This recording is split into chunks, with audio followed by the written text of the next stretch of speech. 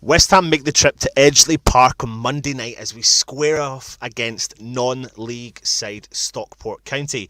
Well, West Ham sit in 10th position in the top league. 5th tier Stockport hold 4th place in the National League standings. Welcome back to West Ham United. I am Anton, of course, joined by Matt for the FA Cup preview. We're early today, Matt, again, because the Diva's got his West Ham Weekly show this evening and doesn't want to remove his slot, does he? So, but mate, it's FA Cup. It's FA Cup. How are you feeling about it? I don't know. It feels a bit weird this year. There's no fans. It just feels weird. It doesn't feel like it's real. Yep. It's just a bit. It's a bit like it's a bit rubbish, and I think it kind of takes away from the. I don't know. I've seen loads of stories of teams desperately trying to make sure the game was going to be on yesterday. I seen one of a groundsman lying on the. Do you see that slept through the night on the park? Yeah, they stayed on the pitch. Stayed on the pitch through the night underneath the tent to make sure the ground was all right and stuff. And I mean, it's all that kind of the love story about the FA Cup, etc. But you're right, mate. There's no ifs or buts about it. It's definitely different, isn't it? It's just COVID seems to like drain. I mean, I suppose technically that's most of football this season. You know, a lot of the emotions gone, and you see like the celebrations of the Chorley players yesterday in the dressing room after beating Derby's under-18s. Which yes, it was Derby's under-18s, but they've never been to the 4th round. Yeah. But you think how good would that have been in that stadium if it was full of fans? Yeah, absolutely, mate, absolutely. And West Ham in the third round enter it in the third round against Stockport County. We've obviously, and we'll talk about that soon, but the last time we actually played them was back in '96. Thanks to that Ian Dowie fantastic header. He was struggling for form, and then obviously he bangs in that fantastic header. But Stockport County, mate, they're flying in their league. They don't really belong in the National League, really. But it's the fear of the underdog, isn't it? Well, yeah. I mean, it's strange. I was watching Sky Sports this morning, and the conference table come up. There's actually a lot of teams in that division now that were Football League teams. So no, I mean they don't. And it looks like they're probably hopefully going to come back up. But as you said, it's the underdog story, and it's West Ham, which is why there's no surprise to me whatsoever that we're on TV. Because it just, I can't remember the last time we weren't on TV in the early round of the cup game. Yeah, exactly. When we get a small team, because the TV strikes just know West Ham don't turn up. Yeah. No, you're right, mate, 100%. Well, listen, without further ado, as we've done with most of these previews, we've brought in an opposition fan. Unfortunately, we've been able to get a hold of a Stockport fan. So like we say, Matt, every single week, it's time to discuss Stockport.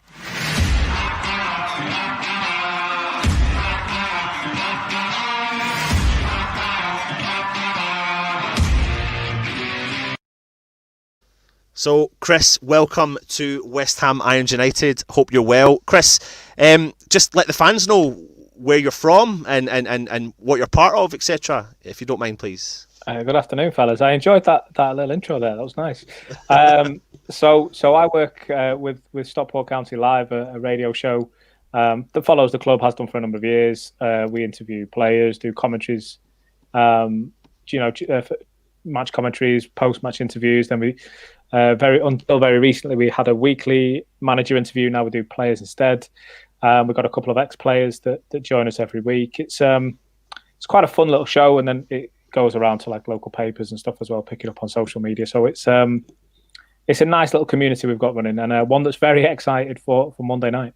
Yeah, absolutely. And I suppose there's like what myself and Matt were saying there, the disappointment, I suppose, of not being in the stadium really is that, I mean, the players will be up for it, but do you think there's an element of massive disappointment that the fans won't be there to enjoy it or try and enjoy it with them?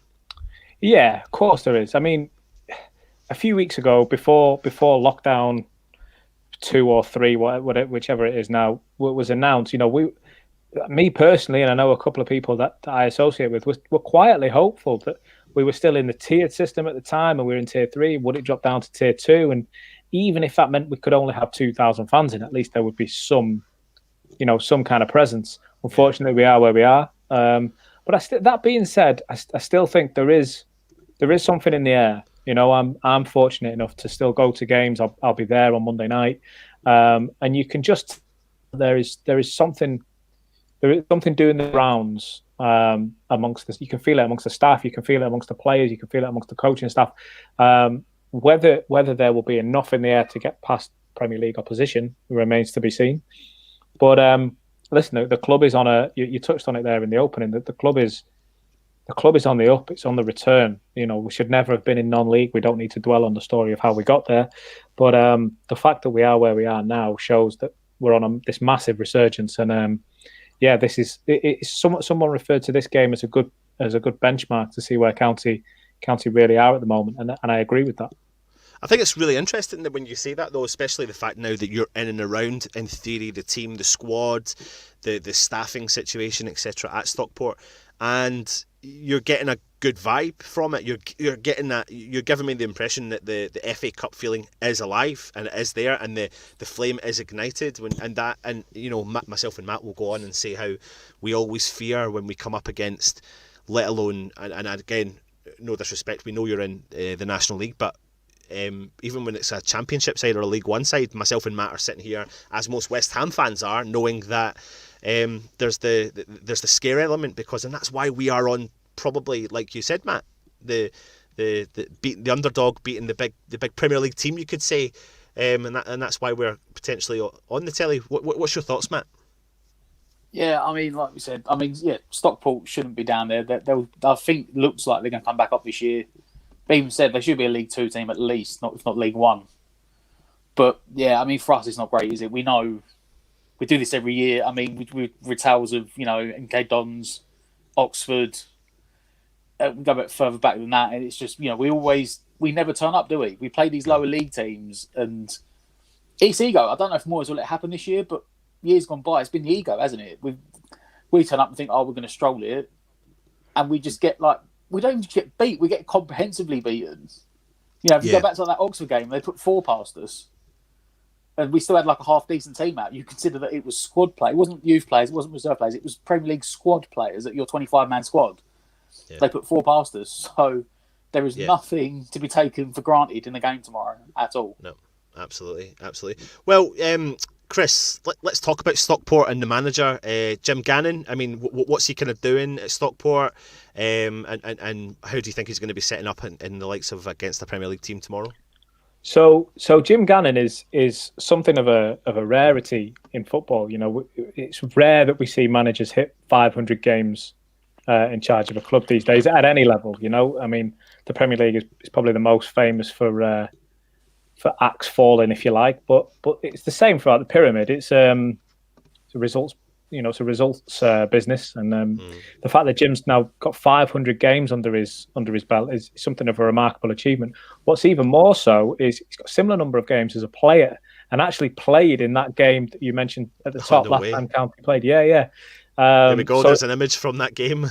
But if I'm not mistaken, that might actually be him. Wearing that number 6 shirt. I'd have to double check that. But he was in that game, and the other fella in the County shirt there, Louis Cavaco, we had on our show yesterday, who scored. He scored the equaliser at Upton Park, that brought that replay about. Wow. But on to the gaffer, he he's a manager that believes in. He has a philosophy, he has an identity, he believes in bringing the youth through and coaching players. So when you look at County's squad, it's no secret that in the last kind of 6-12 months or so, the club's gone through massive investment, huge number of players come in, amazing new training ground, really ambitious owners who say they want to be in the Championship within 7 years. The club's going through the gears now. However, Jim is one of these players, one of these managers that's not gone out and just clean slate, brought in a whole new squad. He's stuck with a lot of players that you could argue the spine of the squad got us promoted from the National League North a couple of years earlier. And the players that have left from that team probably would still be here now if they hadn't gone on to other offers. It wasn't like he kicked them out.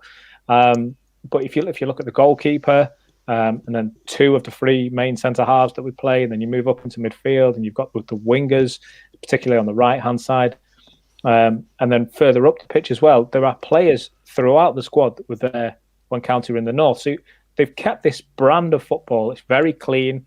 You'll hear a lot, no fouls every season, County top of the Fair Play League. They want to play, get the ball down and play.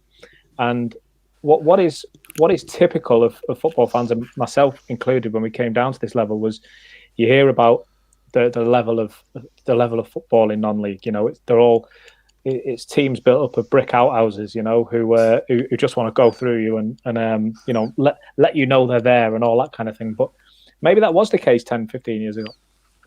You look at the way football has trickled down over the years. You know, the Premier League's had a huge investment in it, and as a result, the Championship standard rose, and then League One and League Two Championship standard rose. And the same with non-league. So at some clubs, and County, one of those, we've got perfect pitch, unbelievable ground staff. So County will look to get the ball down. They'll look to play it out from the back. I expect the gaffer to go with a formation that's quite defensive on paper, but can transform into an attacking, flowing unit, maybe something like a 3-4-1-2, that, you know, they can get men behind the ball if your likes of Antonio are bearing down. But at the same time, if we need to break out, he's got players that can do that. Macaulay, Southam, Hales, a fullback that joined the squad this summer that can. He's one of the fastest players I've seen. You know, regardless of level, he'll take the ball up the pitch. We've got ball players, you know, players that like John Rooney, Connor Jennings, that can play unbelievable long passes, not just long balls, not just ploughing it, you know, getting your foot through it and putting it into rose ed, so to speak, but actually play the ball. Yeah. And then up front, again, pacey strikers. Alex Reid in particular, he's caught a lot of attention this season because the guy's pace is unbelievable. There's a reason that Jim looked to bring him in as early as he did in his since the new takeover came in. So I don't think, you know, you see a lot of teams. And you know, you can understand why when they're going up against Premier League opposition, they'll go into the shell a bit. They'll think, you know, we're probably going to get beat. Let's keep it respectable. Let's shut up. You know, kind of lock the game down and try and get out with a 1-0, 2-0 loss. I don't think you'll see that from Jim. He doesn't have that mentality within him. He'll want to go out. He'll want to play football. You won't see any big crunching fouls. You won't see any, if we're 1-0 up with 15 minutes, 20 minutes left to go, you won't see the huddle around the corner just trying to run the clock down. You'll see them try and play football. And listen, if West Ham, like the bookies would suggest, if West Ham play a better game and are fitter and stronger and everything else, then fair play. But it won't be through lack of trying from a County part.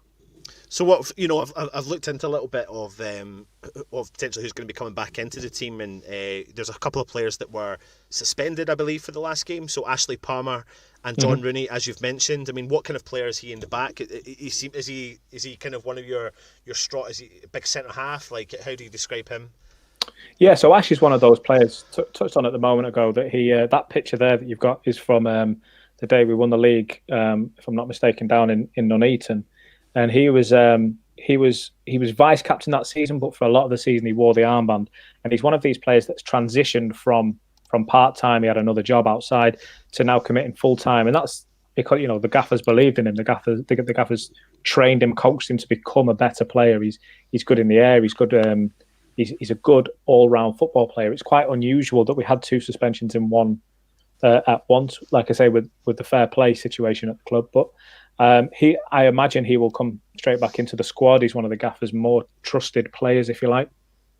And John Rooney, who came back in, I mean, what the guy's capable of doing is unbelievable. The goal he scored last week against Altrincham, it's on the club's social channels. I'm sure you've seen it, where it's from outside the box, hit the bar and hit the post and gone in. You could have any goalkeeper in the world. They're not safe. You don't save that. Yeah. So these players, I mean, they're going to be big. They're going to be important match day players, and this is probably the biggest game they've played in terms of the level of opposition. You know, the gap in opposition. But these players have played in games on BT Sport before. They've played in games that if you win it, you win the league. So they're used to the pressure then. Yeah, they've had it before. It's in the arsenal, you know. So it's one that I don't see them getting shell shocked or starstruck when these players are in front of them. And there's 6 goals between Reid and Rooney this season so far. I mean, are they hitting up a bit of a nice partnership, feeding the balls through to Reid, etc.? Sorry, in between those 2 players alone. Yeah, well, I can see that. I was going to say, I think John Rooney on his own has got more than that. But from those 2 linked up, they're both they're key men. You know, they're both players that came in when the investment came in. Although Jim did keep a strong core of his squad, they were 2 players that he initially outlined as, you know, John Rooney, player of the division or player of the league last season. With Barrow when they won the league. So for us to go out and bring him in is a little bit of a statement.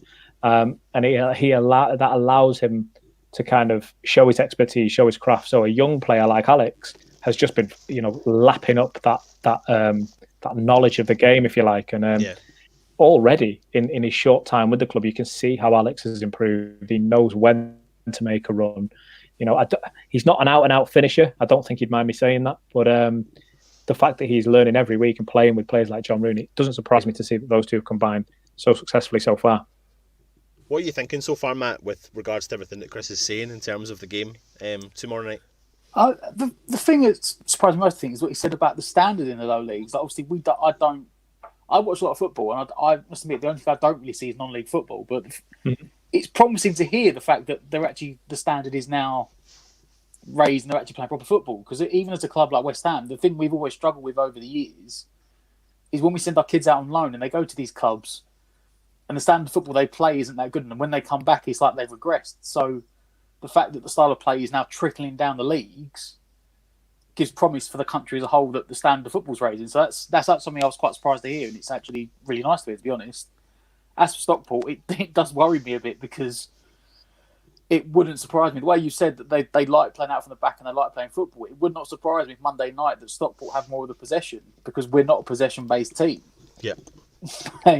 It's, you know, we talk about every week, we go, oh my God, you know, someone else had more possession, someone else. It wouldn't surprise me if Stockport have 60% of the possession on Monday night by the sounds of it, because David Moyes likes counter-attacking on teams. We don't play well possession in the ball.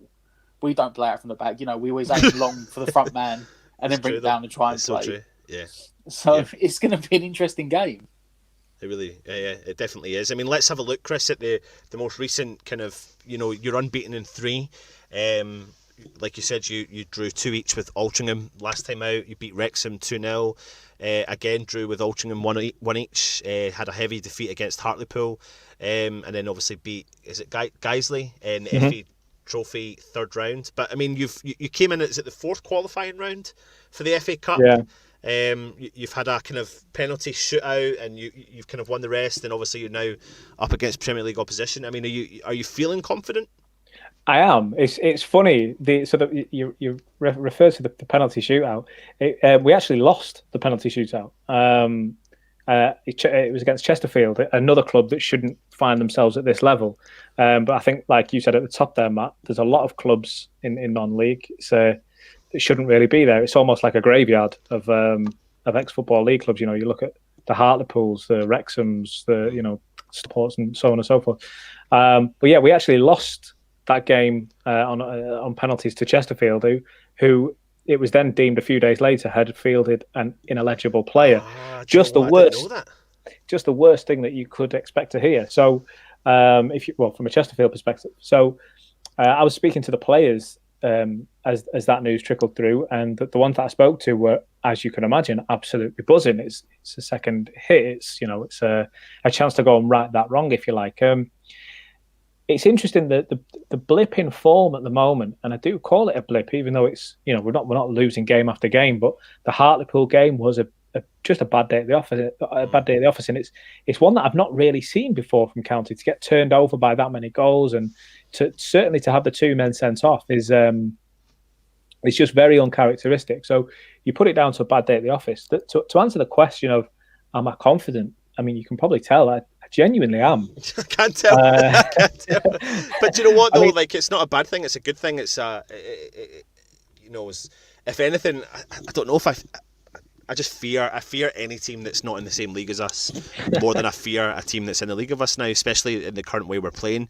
And I think myself and Matt are going to go off and talk on a tangent about West Ham in a minute, about the difference this season that West Ham have got, and it will be interesting to see how Moyes sets up tomorrow, because in all honesty he's made some statements saying that he's got a full first team squad available, pretty much barring a couple of players, and he's going to take them all travelling to Edgeley Park, and it looks like he's going to field quite a strong starting 11, and I think he's probably going to be looking for a bit of momentum, Matt, try and build momentum, keep momentum, but we've lost a couple of big players, one in particular because he's so good in the dressing room, and another because he is our only officially recognised striker, and now he's off the books, and we don't have enough recognised striker apart from someone who's been turned into a striker in Antonio, so it's definitely going to be an interesting one. Chris, loads of people in the comments are absolutely delighted you're here, so let's take it to the interesting time. Let's go to the predictions. What's your predictions for tomorrow night? So I said this on our show the other night, and I'm going to stick with it. Now, I'm fully sticking my neck out here, and of course the bookies will back West Ham, and rightly so, team with the pedigree and the experience and everything else. But, however, I feel it's going to be quite a close game. I hope that's not directed at me. I get on with John. I think he's all right. So I feel it will be quite a tight game, a sort of 0-0 or a 1-1 towards the last few minutes. I expect West Ham to be putting the pressure on to not let it go to penalties, and then I fancy a breakout. I fancy County to break forward and to nick it at the death. I'm going to say 2-1 on that basis, 1-1 until the 87th, 88th minute, and then I fancy County to nick it. I feel it would be something romantic if it was an unbelievable own goal, like you touched on the top Ian of the Dowie. show. Ian I Dowie, mean, yeah. I love Ian Dowie just for that moment. I'll never speak badly of the guy. What an unbelievable header! It's like one of the best own goals ever scored. To be honest, it was the proper striker's header, wasn't it? His body movement, everything. I was behind. If you watch the goal back, it started from a throw-in, and I was just a kid at the time, and I was sitting right behind where the throw-in taker was, because my dad was working at the game, so I was kind of just put there where he could keep an eye on us, and what has just happened? Like, has he just scored in his own goal? But, yeah. let me ask you guys though, because I mean, what do you fancy for the game? Mate, I mean, we are going to talk about that in a minute, but we'll talk about it now as well. It just depends on lineups. I mean, we're starting to see a little bit of inconsistency in starting lineups with David Moyes. We started off the season really well. Well, not the start of the season, maybe 2 or 3 games in, but that was because we were seeing a regular team selection. We were playing the team in and around Antonio. I think the strong rumour is that Antonio is probably going to start the game tomorrow, Matt. I think we have no other choice, really, to be honest. That scares me, because we're going to come up against players that are going to be really up for it, that are going to be... I'm taking your comment on board about the style of play that you're playing. There is no elements... I don't think there's ifs or buts about it, though, when you've got a team that's maybe 5 divisions below, although they don't belong there. Mm-hmm. They are going to be going pretty hard against those players, probably more than normal, and my fear about a player like Antonio is that he will I don't know if he's going to struggle, but will he be backing off a lot, Matt? I don't know. It's cold nights, he's got a lot of hamstring problems, and it's just the most fearful thing. And if we lose that, I don't know what else Moyes is going to do. There's no talk about fielding any younger players, and I feel like if we were to take some younger players, it might become the real FA Cup tie, or maybe an exciting FA Cup tie for a West Ham fan, because that's what we look for. We always look for that kind of diamond, I suppose you could say, that diamond in the rough, isn't it, Matt? As well. Yeah. So I don't know. I'm kind of fearful. I am fearful. I'm being brutally honest, but I'm always a confident West Ham fan. So I'll give you my prediction. This is where I'd scrape out and go for a draw, but draws aren't possible. So yeah. You know what I'm going to say is I can see it going to penalties. Yeah. Then it's the flip of a coin. Yeah. That's what I'll say. Yeah. I could potentially see that as well, but I'm a positive West Ham fan, so I'm a bit more positive than what Matt is. So I'm going to try and go for like a 3-1. A 3-1. I've got to say, West Ham victory. I lost a bit of signal. Can you hear me there, Chris? I lost a bit of signal there, so I'm just going to assume Yeah. I can, but I'm just going to assume you both predicted a county win. I assume we're on the same page. I went for a 3-1, and Matt said it's going to go to penalties, and it's a flick of the coin in the penalties. So I'm going to go 3-1 West Ham, but I am worried. I'm not going to lie, and I think you'll put a bit of pressure on us, Chris, as well. So, well, it's a good game in store, isn't it? I think it's one that we're all looking forward to. Absolutely, Matt. Have you got anything you want to say to Chris then before he heads? No, that was it, mate. Yeah. Listen, Chris, thank you so much, mate. And I love to say all the best for the season. But I really, really, really want a cup run.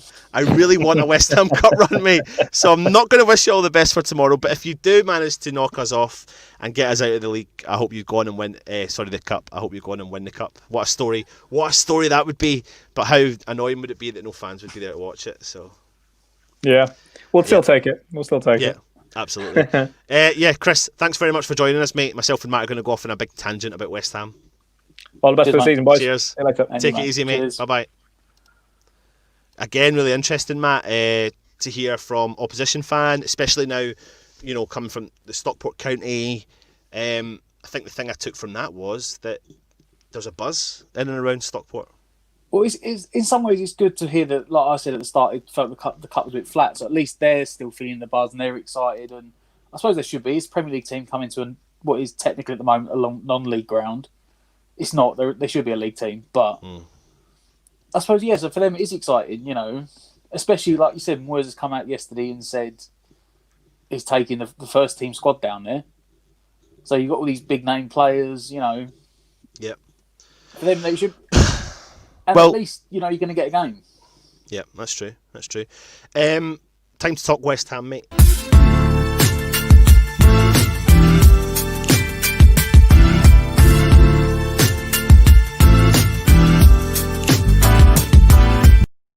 Let's take a little look at what the gaffer had to say.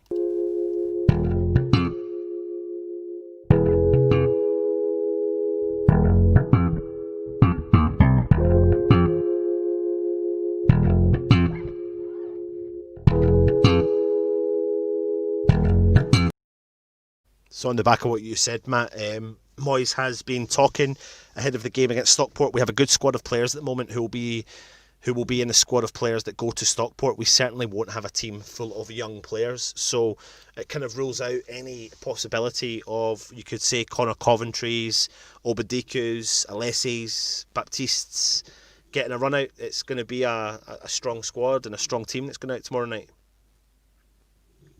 Yeah, I still think he'll rotate, but I think he'll rotate within that. He can't even rotate that much. No. Because we haven't even got enough. We haven't even got enough players in the squad now to rotate everyone once. Yeah. I think we've only got like a 19-man squad now, and that's got 2 goalkeepers in. Yeah. So. Yeah. There's going to be rotate. There must be a couple of kids in the squad. There must be. I don't know, mate. I mean, there's no sign. I mean, I don't know how many. I haven't actually watched. I've watched some of the games this weekend, but I don't actually know how many players on the bench for the cup games. Yeah. I know it's 5 subs, so must I don't know be if that 9. means must be 9. Yeah, it must. So be we must. So we must be putting some youth kids. on there. Yeah. I think they will. I think he will. We've just got back from a win against Everton, and we've been able to give the players a few days off because of 3 games in 6 days, which we had to play. We're in very good spirits, and a lot of stuff is coming out of the West Ham camp saying that the players are all in great spirits as well. It was a fantastic win against Everton, but this is a whole new ball game, mate, and it's an FA Cup game. It's a cup run that we're so desperate for. We had the League Cup earlier in the season where the man, Sebastian Haller, banged in 4 goals. And now he's off, mate. He's gone. And we don't have the Haller or the Robert Snodgrass anymore. And the squad is thinning left, right and centre. We've got no one in to replace them. How are you feeling about the game? Genuinely. And who do you expect to see? I mean, let's just go straight into what we actually expect to see and how Moyes is going to line up. Or where's the mindset going into this game? Do you think Moyes wants a cup? Well, that's a stupid question. He did say, didn't he? There was a quote I saw the other day that said he does want a cup run. I can't remember where I saw it, but he did say he wants a cup run. And to be fair, what do we say every year? We take mid-table on a cup run. And we're never normally in a position at January to have a cup run, so we end up bidding off the cup run to stabilise the season. So if there ever was a time to chuck everything behind a cup run, it depends what you want. Do you want to try and push and maybe nick that 6th, 7th place that is up for grabs this year? Or do you want the cup run? Because there's an opportunity to do it. With the amount of points we've got on the board now, there's an opportunity to put, players behind and go for the cup run. Yeah. It's... I don't know, mate. I've got mixed emotions about a lot of things. I'd rather have an FA Cup than be in the Europa League next year, personally. Would you take an FA Cup with no fans? I'd take any FA Cup, personally. With no fans, though? Like they put up a thing the other day, Sky Sports. I can't remember how far back we were on the list, but it was like the last time every team... Oh, I've seen it. Yeah, I think we were like 8th. Yeah. I was surprised at that, actually, Matt. Years. Matt, I was surprised at that, though. Further back, yeah. Yeah, I didn't realise that we would be that high up the table of the top 20 in the Premier League, but we're like, I mean, listen, 4 decades, it's a long time, but there's a lot more clubs out there that have none, actually, exactly. So and how many some of us that haven't have... seen one? Yeah. All right, might not be there, but how many of us have not seen them lift a trophy? I know, mate. I mean, I'll put that question out to everyone that's watching. Would you take... Obviously, we want a cup run, but this time's a little bit different because we can't get into the stadium. The chances of us getting into the stadium come May are going to be so slim as well. So... do you really want to see the cup run, or would you rather West Ham focus on the league? I don't know, mate. I think a cup run's good for the squad, but I just don't know where Moyes is going to be at with regards to squad rotation, because I feel like what can we see with the squad rotation? Well, that means you want to get into lineups, because that's where like squad rotation would go like that, because that's what. Well, let's do it. Let me get the video up and let's say get your predictions in for your starting 11.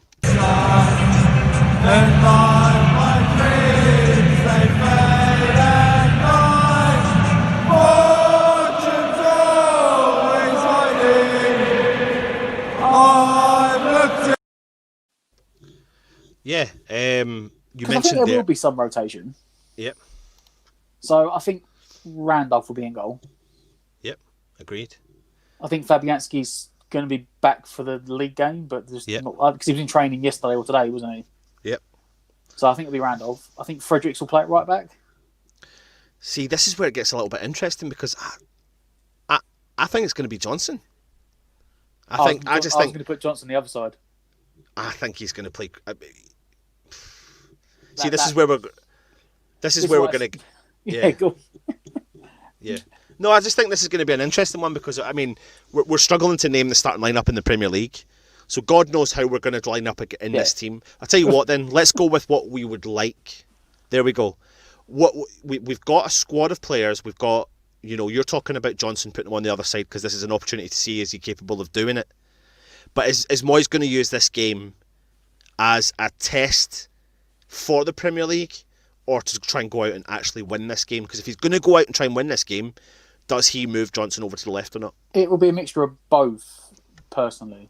Yeah. I think he still wants to win, and he will put out a squad that he feels is good enough to win. Yeah. But you're only talking about the 20-man Premier League squad. I don't think there's going to be kids involved in the starting 11. And Johnson is technically in that 20-man squad now. Yep. So that's why I'm putting him there. It's only because there's not a left back. Yep. That's so you're going to go. You're going to go Fredericks right back, Johnson left back. Yeah. And then Dawson, Diop. Yeah. Yep. Diop likes a cup. Yeah. Banged in a goal, 20 odd yards out against. Again, like I said, he's going to try and rotate as much as he can. Yep. And I think that's one of the places he's going to do it, to be honest. Okay, let's move further up the field. Martin Noble, come in. Yes. Who does he play alongside? Lanzini. Really?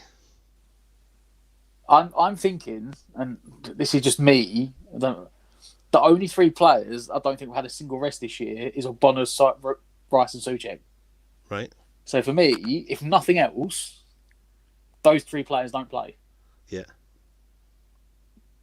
So I'm going to say either either Noble and Lanzini in the middle, or maybe even Noble, Lanzini and Fornals.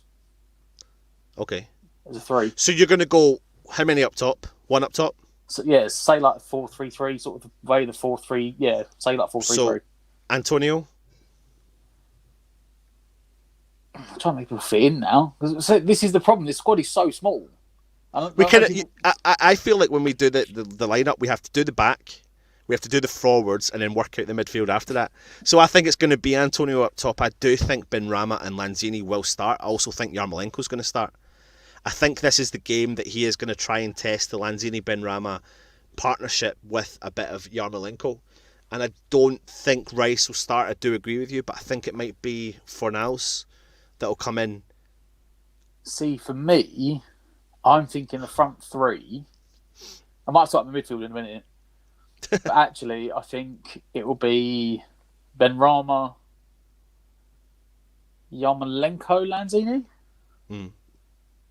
Or I can see. I know people saying. So you don't think Antonio will start then? No. I think Yarmolenko.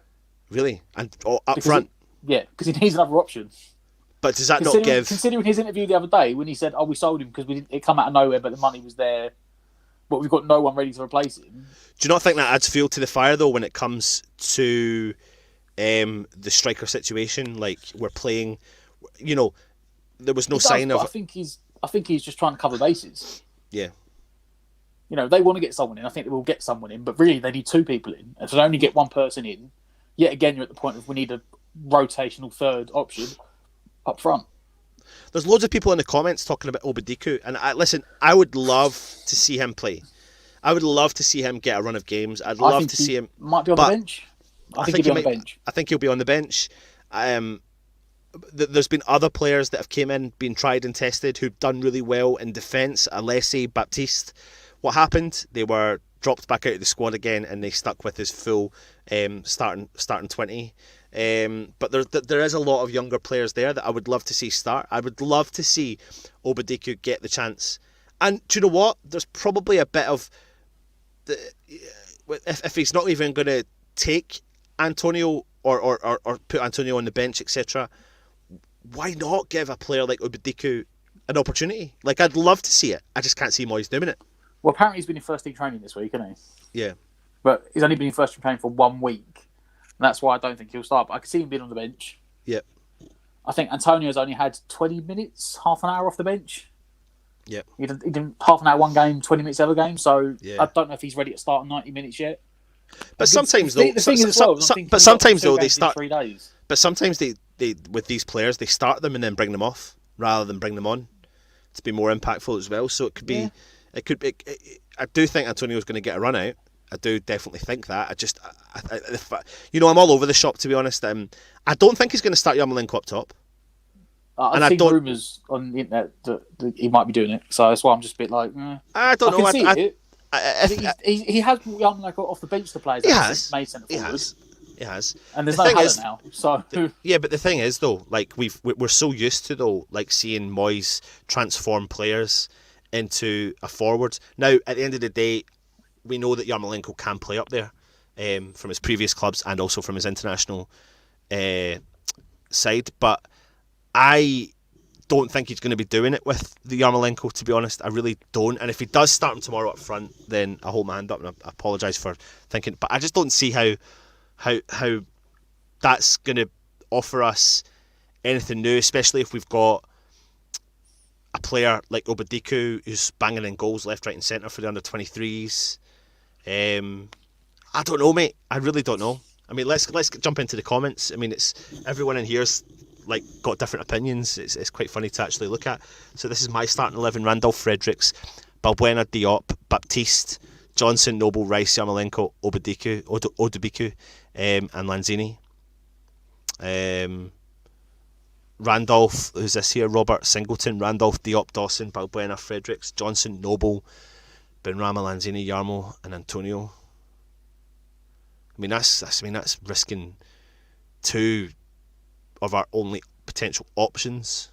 Sean Conway, no Antonio. Kaiser saying Benrahma up top. What I want to see though, Matt, this is what I want to see.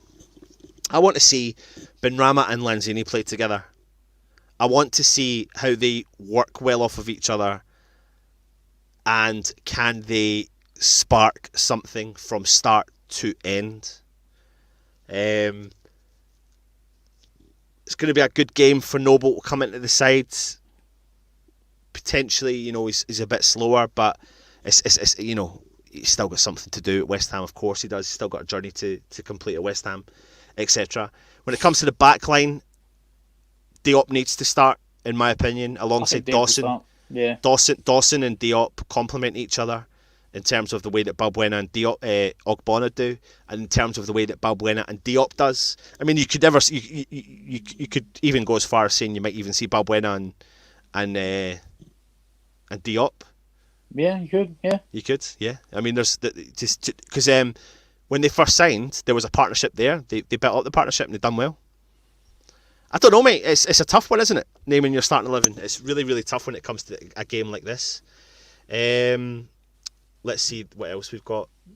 Dougie is saying perfect opportunity to try Yarma up top with just Antonio as the other option. Let's see what else. What do you think of that one? You've kind of been saying it. I don't think Yarmo will be turned into a striker like Arnie and Antonio. He lacks the physical attributes. I don't think it's a permanent long-term solution. I think he's finding a short-term solution to a problem that's been created.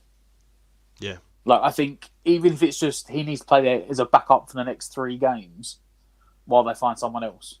Yeah. Because don't forget, we've got the Stockport game Monday, then Burnley Saturday, Palace Tuesday, or Palace it Palace then Burnley. It's one way or the other. It might be Palace then Burnley. It's 5 games, and we're already it's 5 games in. It's 5 games in 8 days. Yeah, 8 days. We're already a third of the way through the month. So, Neil T saying I can see Yarmo starting up front with Antonio coming on if needed. Odubiku will come on if we're winning. It's going to be an interesting one, and let's hope it's nothing like the last time out. Let's have a look in and see how many times we've actually played Stockport. This is actually the full history between the two clubs from 1920 through to 1996, and as you can see, we haven't beaten Stockport since. And last time it was 1958, mate. 1958 in the FA Cup, 3-2. So I'd take that. Why not? But yeah, they've actually got a better record against us than we do against them. So, but I mean, I am going back 30, 40 years, so it's and even longer, 100 years back to the first time we ever played them. And then let's just hope we don't have a repeat of this, mate. Let's just hope we don't have a repeat of this. What a goal, as I was saying. But they've got players, mate. I do fear. I fear players that are on form. Alex Reid seems to be a really clever, fast-pacey striker. John Rooney is got the ability to penetrate defences. I think the manager will know that West Ham are going to be squad rotating, so know there's going to be some weaknesses in that team and players that haven't been used to playing with each other. So they're definitely going to be up for it, mate.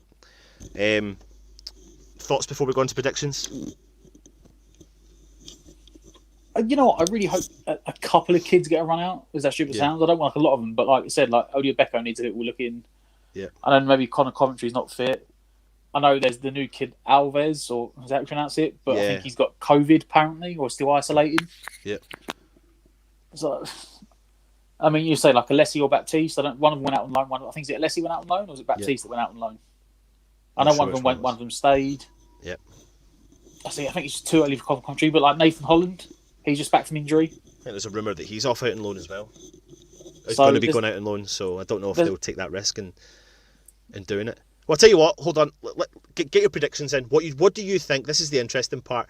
FA Cup third round, Stockport County away from home. What's your predictions for the game?